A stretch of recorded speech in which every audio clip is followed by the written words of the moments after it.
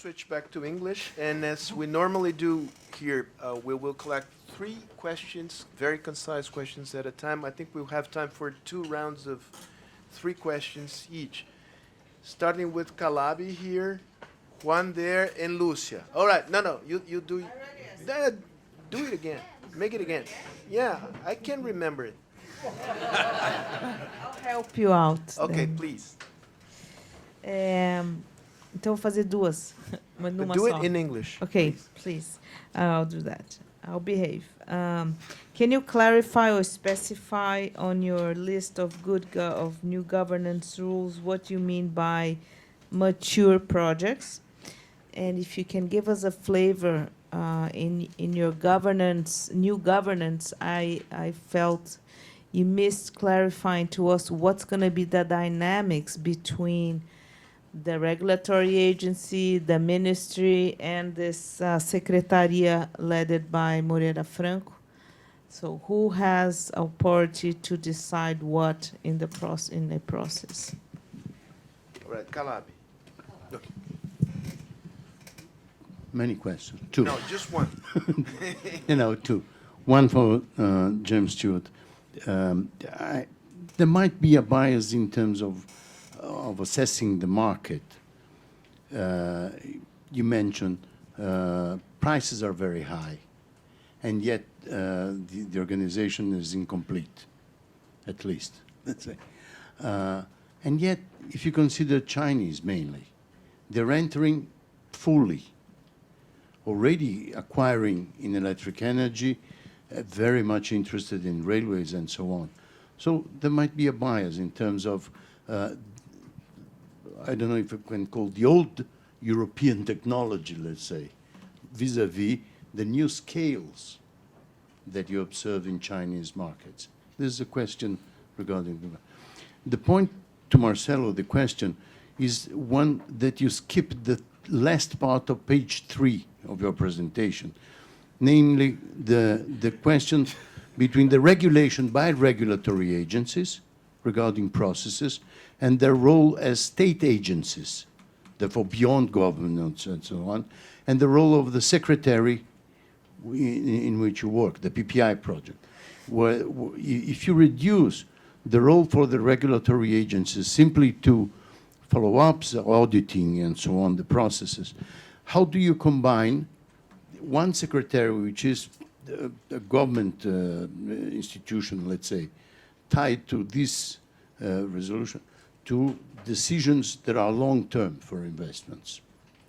The final part of your page 3, perhaps you skip that. Thank you, Calabi. Final question of the first round. Juan. Well, thank you very much. I am Juan Santos, ambassador retired from Spain, and now I am an advisor to a Spanish company who won the tender in the high-speed Meca Medina. It's a Spanish consortium that won a tender of 7 billion euros and is going to do the whole project. That means the project, and then also the construction of the line, the rolling stock, and the operation of the line for 12 years. It's a 7 billion project. So now, as I tell you, I'm an advisor, and my question will be the following. We are closely, following the Brazilian projects in this area, and really I congratulate you for this acceleration, because from my point of view, this is one of the weaknesses. Yeah, the question is the following, sorry. No, I wanted to say that in parallel infrastructures and with inequality, political reform, and violence. So these are the 4 structural problems that I see in Brazil. My question is the following. I was in Lima, and there was a lot of enthusiasm about this agreement signed by President Dilma with the Chinese, I think there was a prime minister or the president, I don't know, about the construction of the Trans-Andean Railway. Okay? Your question. Yeah, that's the one. Okay. Is that project going to go ahead? Because it was a 10 billion project, China-Brazil? That's my question. Okay. So, time for answers, then we go for a second round. You can start, James. Okay. Yeah. Right. The investment. So I didn't have time to talk about this, but I think what you're highlighting is that the investor market is diverse and varied. And so you have a pure financial investor. This would be either a fund or a direct investor like CPPIB or one of the pension funds where they are looking for a financial return. You have developers, so you have companies, the Spanish developers or local developers who are looking to combine investment with some kind of supply of services. It could be construction, it could be equipment. And you then have specialist infrastructure concession companies, which are more interested in the operations. So a Global Via or a Sintra or the, and then the fourth investor is the strategic investor. And I would put the Chinese in the strategic investment class. So right now in China, there is a new it's the 13th five-year plan. And within that new plan, there is a state policy that the state-owned enterprises will go forth and do international business. And as a result of that, the Chinese are going to move from an EPC contractor model to an EPC plus finance and investment. And some of those investments will be done on commercial grounds, and some of them will be strategic. So to give you an example, I went to see the China-Africa Development Fund, saw the president, and I asked him in the middle of the meeting, I said, what are your return criteria?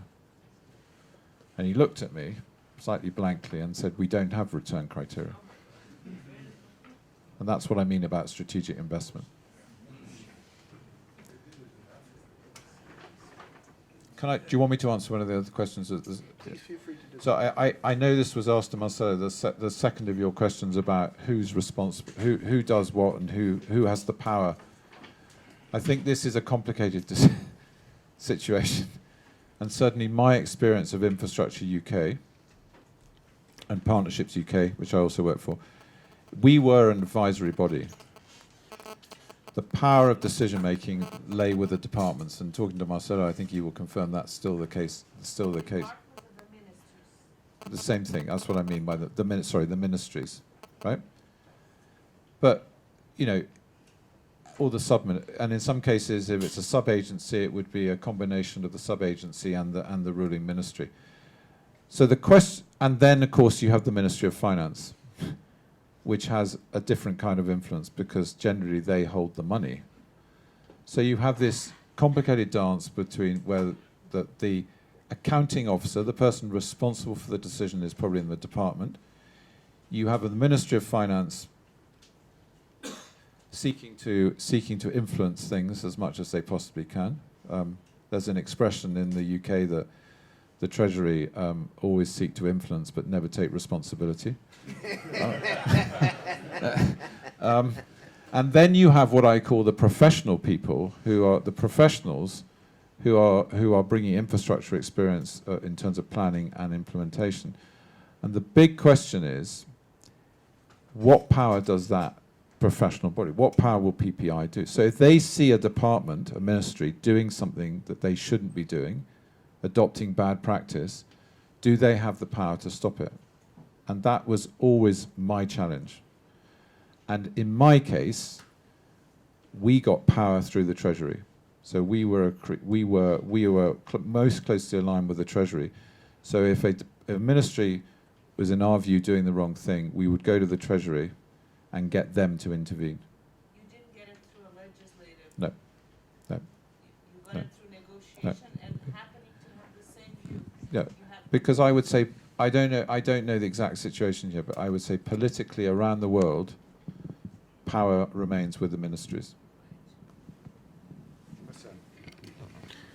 So, addressing your first question of the what does mature project mean?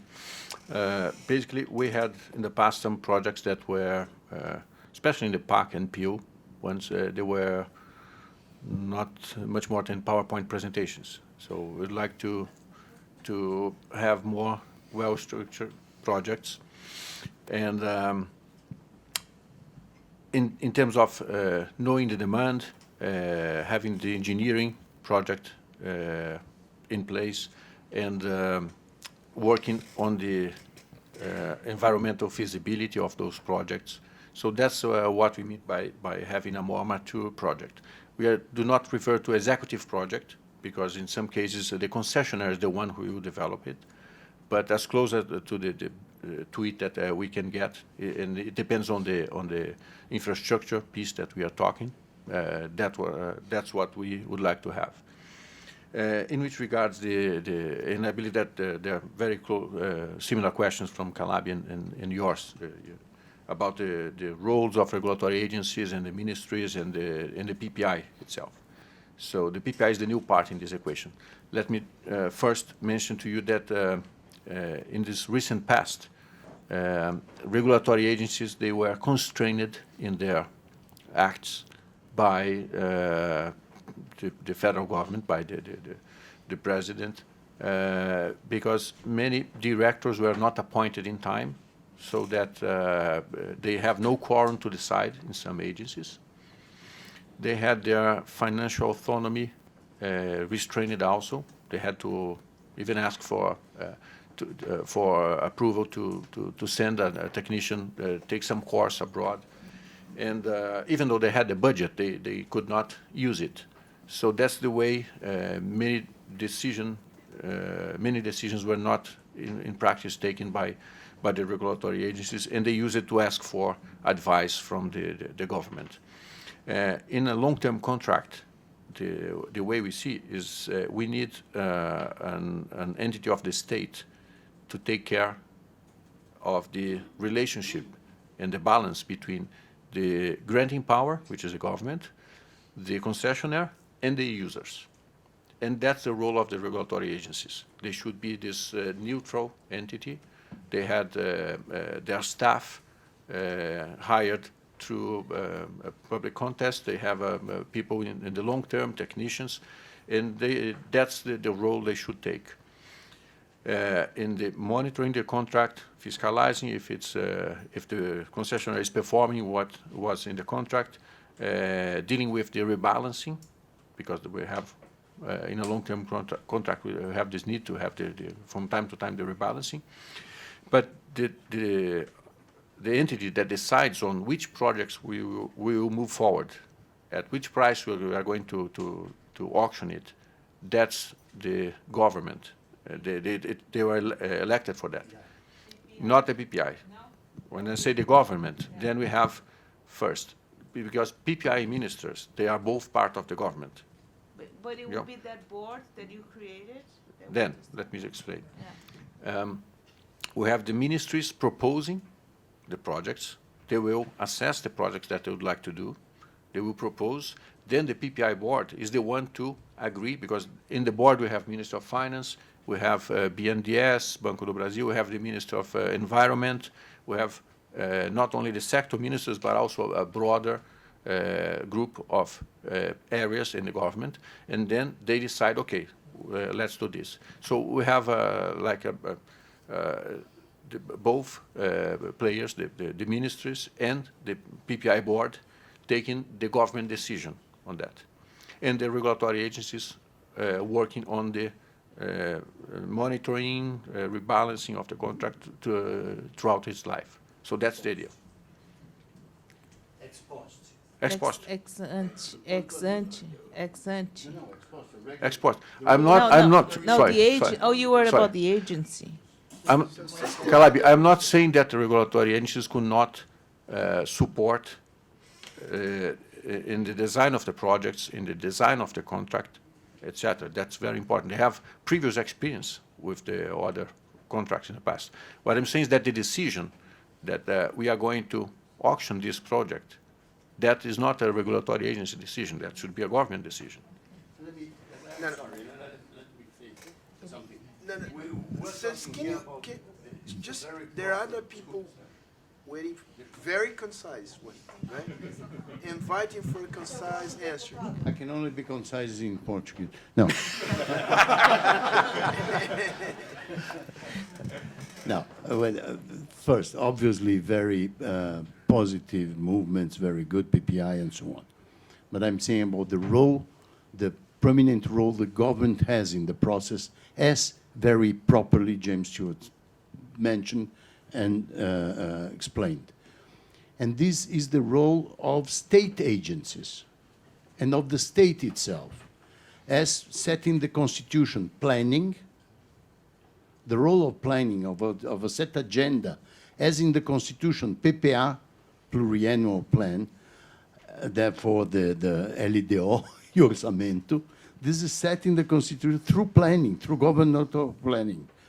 And the regulatory agencies, as state agencies, setting the norm also, setting the principles that guide investment decisions that are for 20, 30 years of investors, and not by a secretary, a very good one. I'm not criticizing that, but I'm saying it lacks a formal state organization in the planning process, the role of the state, the role of regulatory agencies, compatible with long-term investment decisions from investors, All right. 20, 30 years, Point taken. rather than a short, an institutional organization set out by government, rather than an institution. In São Paulo, just to mention, Let me we just, set no, out no, the- This is- we let me set out clarify the this. Excuse rules. me, Uma gentlemen, última this, no, frase. no, come on. This is In not a São private Paulo, we conversation came from, between you two. in São Paulo, we moved from $2 billion per year of investment to $8 billion per year of investment with an adequate institutional framework by law and not by. I would invite you, please. no, let me just, You will answer him later on. Now we go on. We You're have the three boss. other. We don't have time for. I have already 3 people registered here, so I will start with Goldman here. Sorry, Goldman. And there is a lady in this there and Furlan.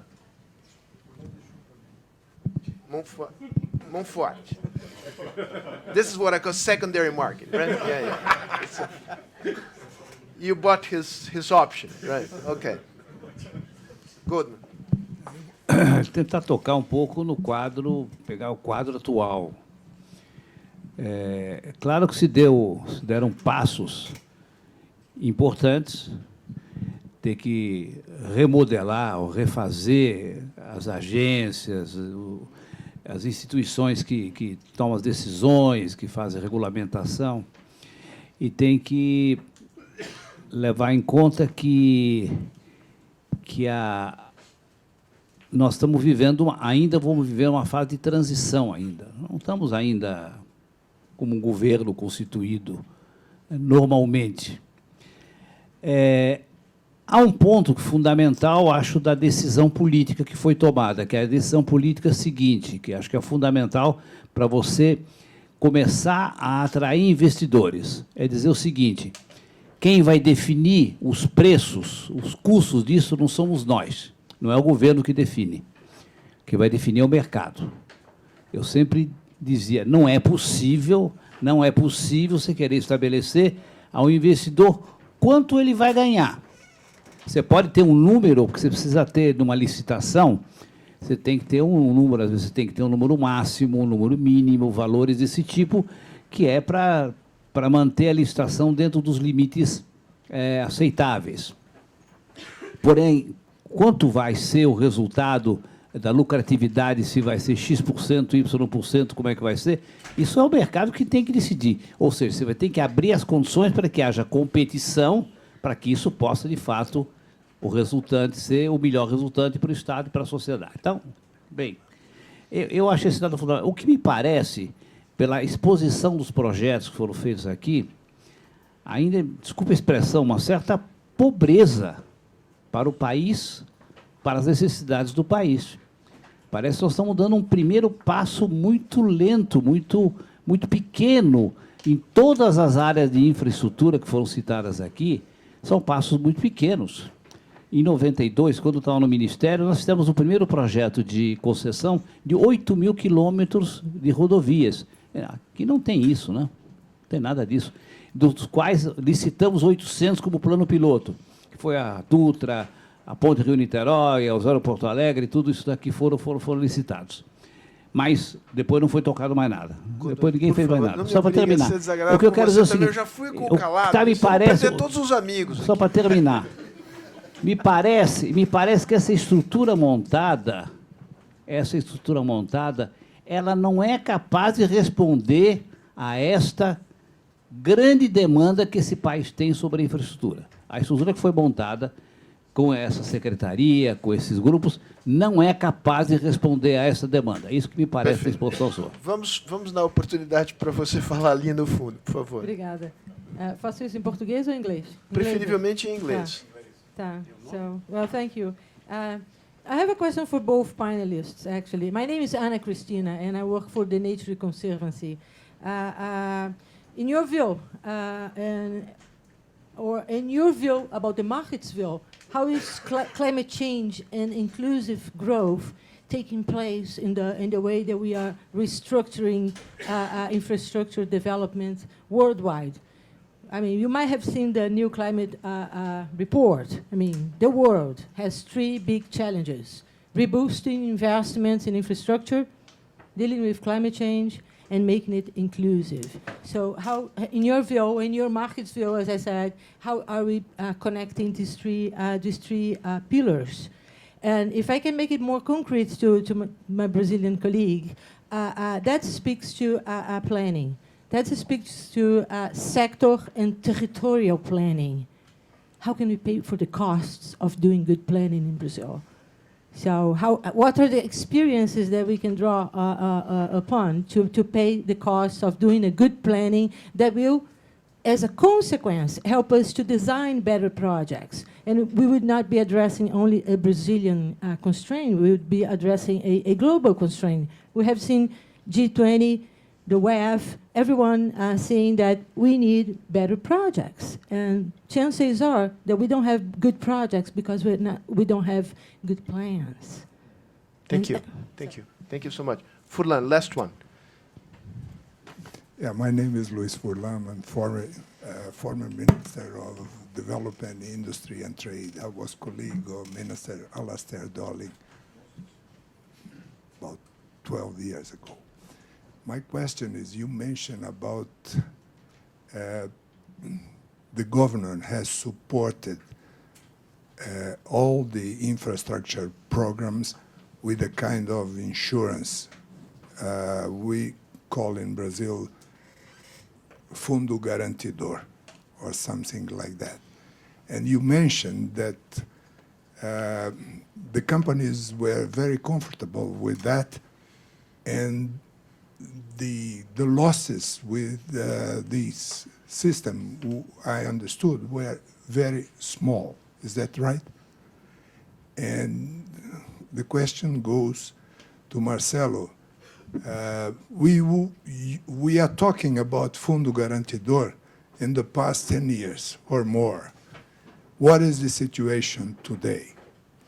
And considering that several projects are sustainable, you mentioned that, are we planning to use the possibility of raising money with green bonds? 2 Brazilian companies raised money last year at a very reasonable interest rate in euros. Thank you. Gentlemen, final remarks and answers to the Okay, questions. so then just to clarify one important thing, I mean, PPI is just a small team. We call us as a task force, so we do not do the planning. We do not make the modeling of the projects.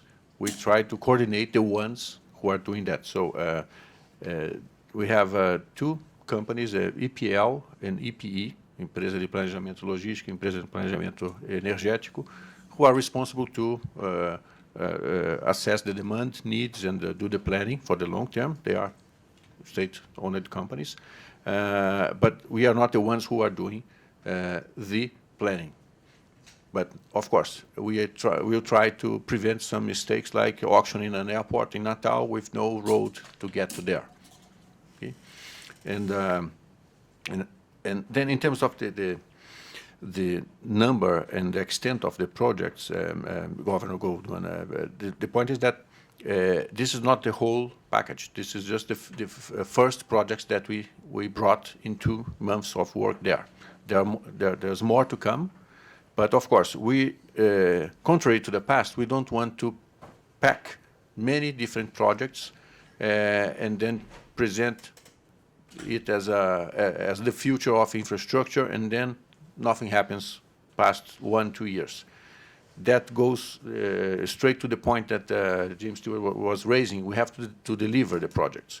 So instead of just presenting the solution for the infrastructure in Brazil, in a single document, we prefer to take the products that we believe that are ready, that will have interest from the market, because it's not a public works project. We are talking about concessions, and then we have to be aligned with the market interest and demand for those projects. So we're starting, I wouldn't say small, but we are starting modestly with those 34 projects. There's more to come, but we have to understand that Brazil lives in a different situation from 5, 10, 20 years ago. We are in the midst of a tremendous crisis. We have to work with the size of our legs. We cannot at this moment be so ambitious to compromise the delivery of those projects. In which regards the climate change initiative and the green bonds, also. Of course, there are also other technological changes that affect a lot a long-term contract. Imagine, I give this example, the concessions of roads in '98. There was one of the services that should be delivered by the concessionaire was to install a public phone, a paid phone, orelhão, every mile, every kilometer of the road, so that the users could make a call if they needed. Now imagine that the concessionaire has to comply with this part of the contract. Does it make sense now? No. Technology evolved, and now we have it's much more important to have cell phone coverage throughout the road rather than fixed lines displayed there. So that poses a challenge for the ones who are working on a long-term concession to specify the services and the service level that they have to. And that's also has to do with the climate change and all the initiatives that maybe in a couple of years we will have a different making of asphalt for pavimentation of the roads that are less aggressive to the environment than we have now. So we are concerned about these kind of things, and that's also one of the reasons why we brought the Minister of Environment to be part of the board, so that we can not only work with those environmental questions when we have to ask for a license, but rather in the beginning of the project we can bring all those issues and raise the importance of it when we are studying and discussing the infrastructure needs for the future. And then in it regards the Fundo Garantidor, or the guarantees for the projects, I leave this problem in the state of São Paulo because we need guarantees. Fortunately, São Paulo has its own company, CPP, but for more ambitious projects, the Fundo Garantidor or other instruments like that could help a lot. The problem is the following. We have a BGF, which is a national agency for guarantees and funds. They are truly undercapitalized. They are trying to raise 500 million reais to start the process, but this is not enough. And the problem is that to capitalize the agency, the Treasury has to issue bonds and that raises our national debt. So in terms of fiscal restriction, it's really hard to capitalize the guarantee funds. So what we are working is, together with the World Bank and the Inter-American Development Bank, is to look at other possibilities to bring these guarantees to the concessions, so that we can better leverage the existing funds. Also, BNDES could be part of this. If we, in the medium term, we can relieve BNDES from this burden of financing all the infrastructure project that we have, even though they might shrink a little bit the size of their balance sheet, they can have more power in working on guarantees, and then let the private sector be doing the financing part of those projects. So that's basically the idea. But we have, as I was trying to bring here, the idea that we have a lot of different moving parts dealing with the changes in governance, with the legacy, with improving the modeling of the new projects. We are crossing this change, which is coming from a country that was downgraded by the international agencies, discredited by the non-delivery of many projects, and trying to bring a new path, but work on walking step by step in getting new credibility, bringing projects that are executable, and then with the time try to improve also on the environmental issue, on the new technologies, etc., that will come in time. But I will leave them to my colleague James. So just a quick comment on this planning issue.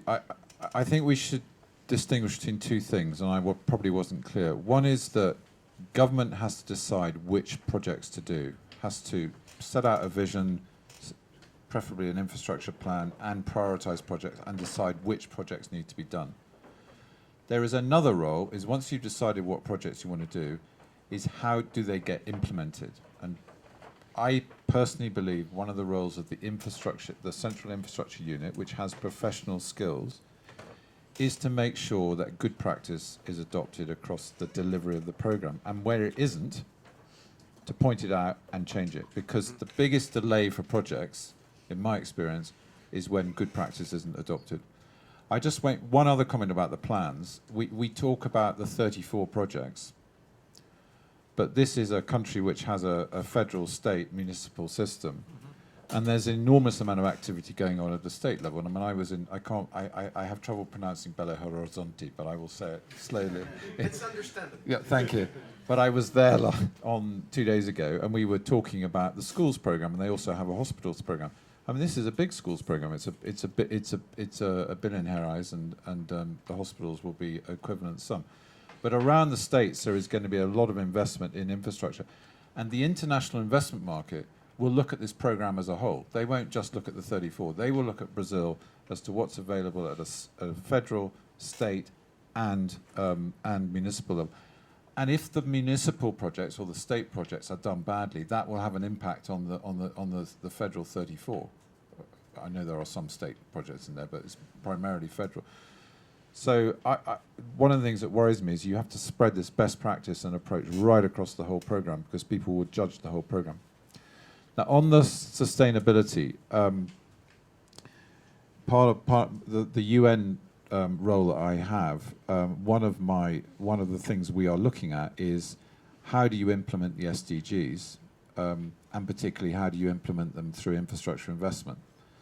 And obviously with the Sustainable Development Goals, there is a strong theme of sustainability, of infrastructure investment, which has a social bias, a social aim, gives equality to people, removes poverty, gives water to all, and all the rest of it.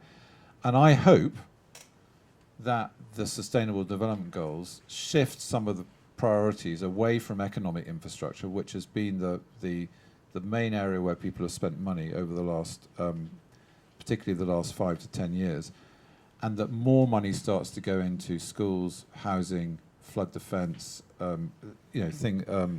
water provision for the first time, electricity provision for the first time.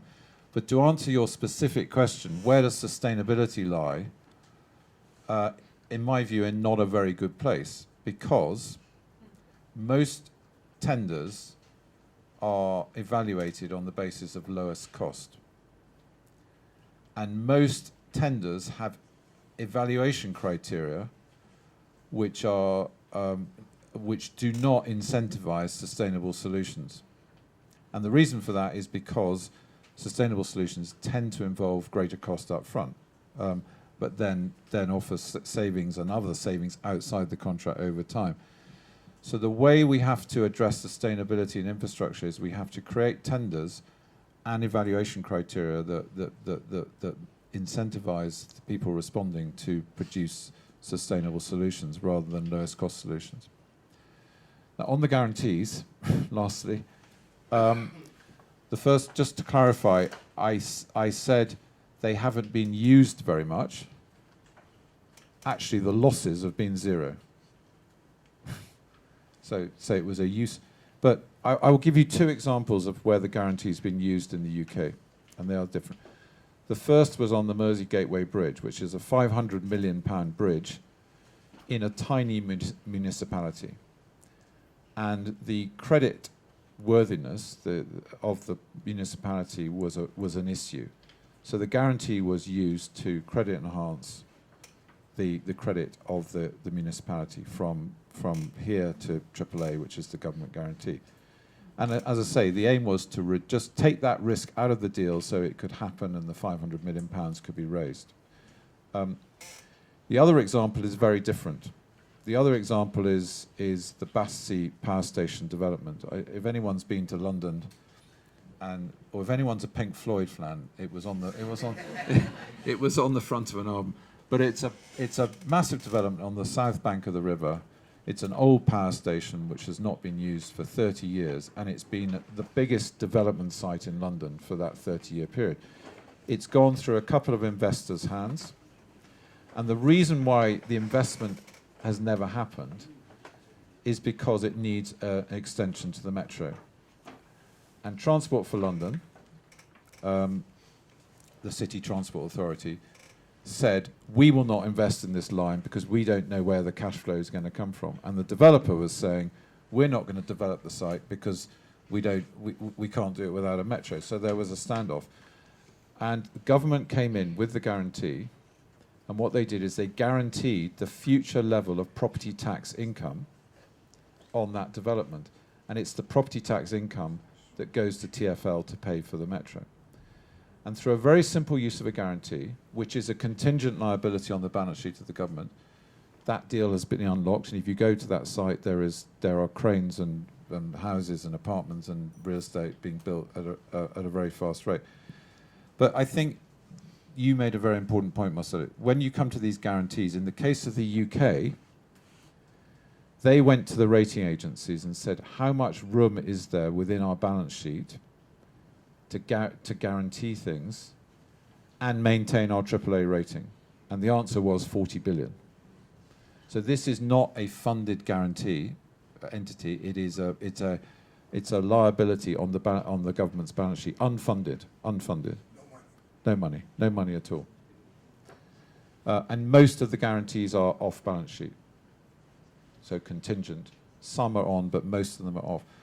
In the case of Indonesia, they have 3 guarantee funds which are capitalized, all set up by government, all using government money, and they are used to facilitate the infrastructure market. And that is because there is no the credit strength of the country is not sufficiently strong. So, I mean, the implication of what Marcelo said is that in Brazil you have to have a funded guarantee entity and that there is no room within the balance sheet, which obviously makes it more difficult, but I don't think it takes away the reason for doing it.